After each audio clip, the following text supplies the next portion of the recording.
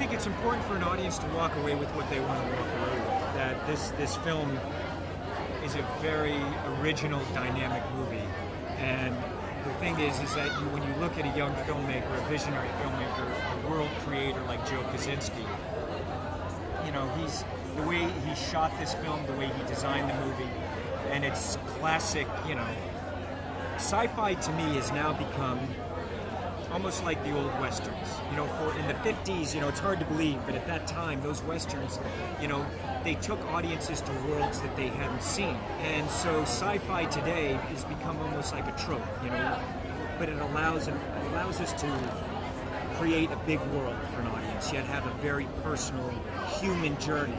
And I think that, you know, when I was very excited because the way Joe Kosinski wanted to shoot the film is things you've never seen before. When we're in the Sky Tower, that's not, you know, that's not computer-generated images. There's no green screen.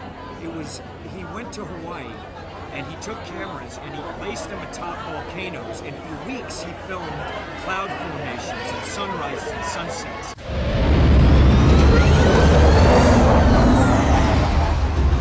60 years ago, Earth was attacked. We won the war, but lost the planet. Humanity had to leave the Earth. We had to unlearn what it meant to call something our home.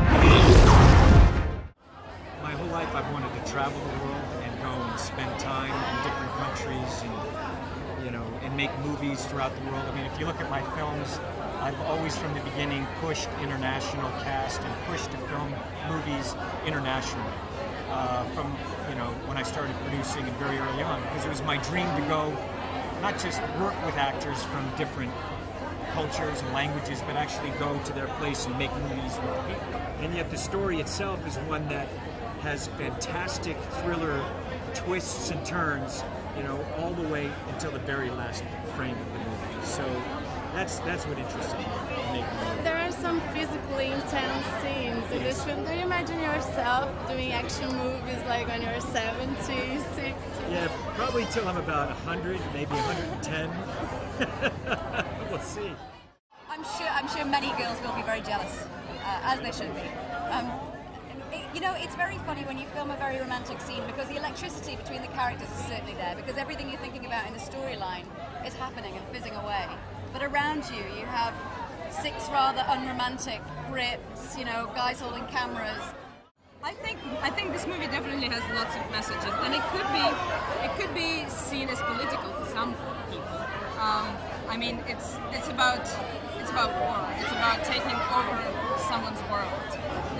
The interesting thing for me was to play that trigger, because Julia is the trigger for Jack Harper to go and question everything he's known before.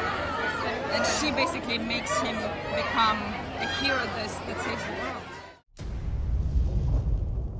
Tell me, does she bring back old memories?